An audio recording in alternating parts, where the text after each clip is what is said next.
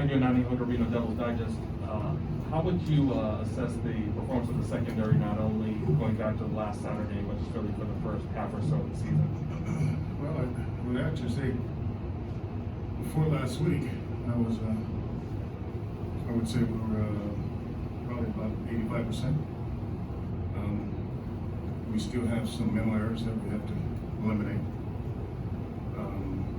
If you had told me that in 6 games, or 7 games, we've got, I think, 7 total touchdown passes. And when you really look at it, most of them are in the red zone. You know, big plays, we haven't given up too many, but at the same time, we got to buckle down and be a little bit more consistent. Hey Donnie, Chris Carmen, Son of a Source. You mentioned some of the mistakes in that game, and not having Chase Lucas and Evan left you a little bit thin there. Can you just maybe go through some of the challenges that presents? Well, I think the first thing that comes up is you got a 6-year senior that's played a lot of games, and you're without him. So you look at that problem number one. And then you look at the next thing is who's going to replace him. And you're always trying to figure out the guy that replaces him, is he prepared to play? And you do your best to make sure you can get him prepared. But it's nothing like having been in the fire, so to speak. Taking 400 or 500 reps as the year goes on, compared to all of a sudden in there for 1 or 2 against a pretty good team. So it gets a little stressful, but that's what we do every day. Is you have to get those young guys prepared. So you got to give them a chance to play. Is it particularly an issue on nickel downs when you have to put somebody out there who's younger, Jordan or Mason or whoever that is? In base downs, you don't worry about it so much because of the matchups. And then when you go to nickel, now that the matchups become an issue, because normally that guy that comes in for them, the third receiver, he normally is the guy that gets the ball. Very seldom do you see him throw outside. They work the middle of the field and the option runs and things like that based on down and distance. So experience plays a large part of who you put in there, because that guy's got to be looking at film all week, trying to figure out if that guy moves and trying to defend him based on the splits. Brittany Boyer, PHNX Sports. What would you say is the biggest focus on getting the guys to improve on throughout the rest of the year? What are you guys going to focus on the most, really, on working on? As a DB coach, I want to say eliminate the deep one, for sure. You don't want the ball to go over your head. But besides that, it's got to be technique based on the coverage call. You got to coverage, you got to play leverage, you got to play technique, you got to have great eyes. And if I can work on those things for the next 5 games, I think we'll be a lot better. And Coach, kind of piggyback off that, how do you feel that the overall chemistry with the secondary, the defense, but especially with the secondary, has grown from the start of the season until now? I think that room, I believe that room has come a long ways.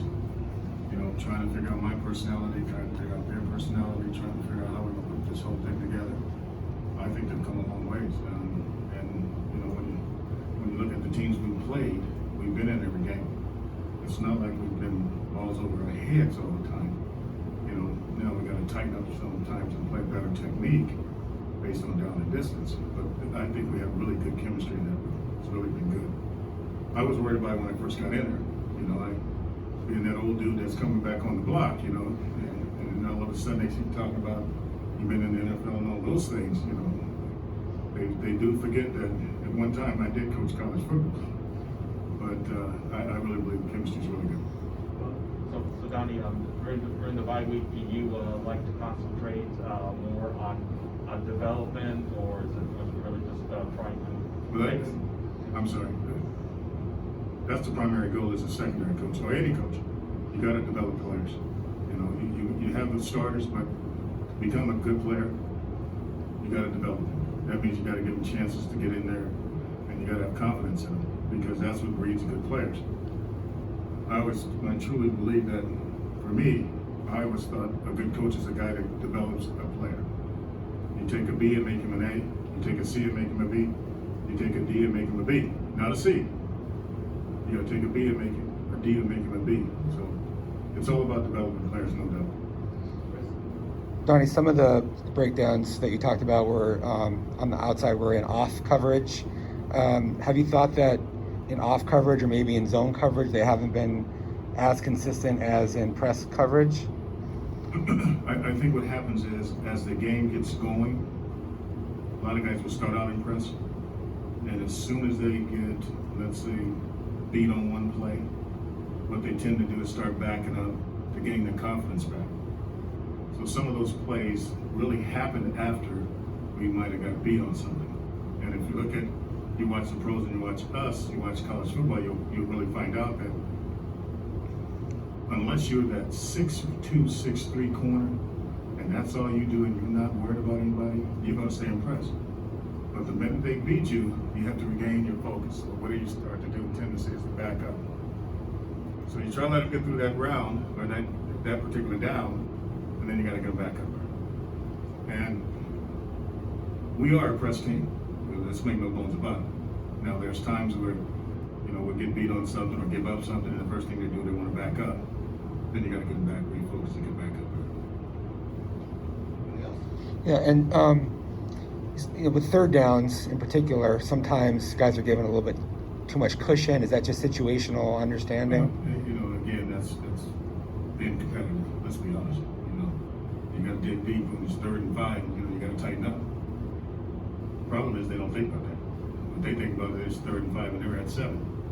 They're at 3rd and 5 and they're at 10. They're the young kids nowadays. The first thing they do is back up because they don't want to give up the big play. So now you got to get them the challenge of the underneath routes, and when they get confidence, they'll start challenging a little bit more. It's my job to make sure they know the routes that we see week to week, to make sure they understand what combination compared to individuals, where the ball is going based on the back and things like that.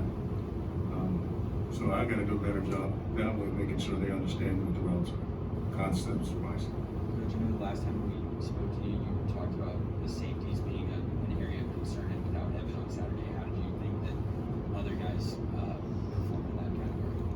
Well, the next guy that came up was the twin, and I thought he performed well for the first time. Well, not the first time, he's been in there before, but to be a starter and to go out there doing kickoff and have to play the whole game, I thought he did well. He communicates. When you're unsure, sometimes you don't communicate well, and that's most positions. And he's pretty much developed a confidence within himself that the biggest thing he did in the game was to go up there and challenge the receivers.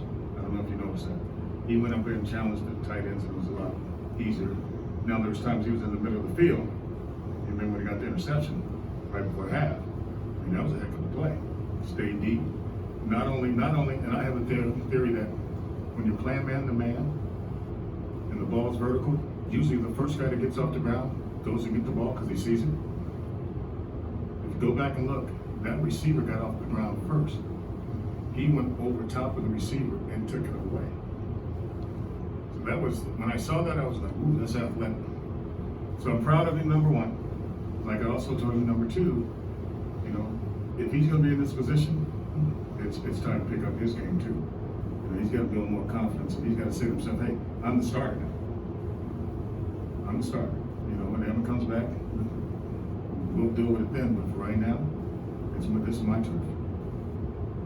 I have one more. Yeah, Donnie, the teams like Utah or maybe UCLA that can get their tight ends lined up anywhere, the challenges of whether you're going to be in base or nickel or personnel and got to stop the run, can you just maybe illuminate us on that? Well, that's interesting you said it, because I'm doing a study right now on 2 tight ends, and they present a problem all across the country. I mean, if you got NFL too, if you got 2 tight ends that you can move around and you can develop mismatch as far as athleticism and size, you're hoping for that pass rush to come along, to be honest with you.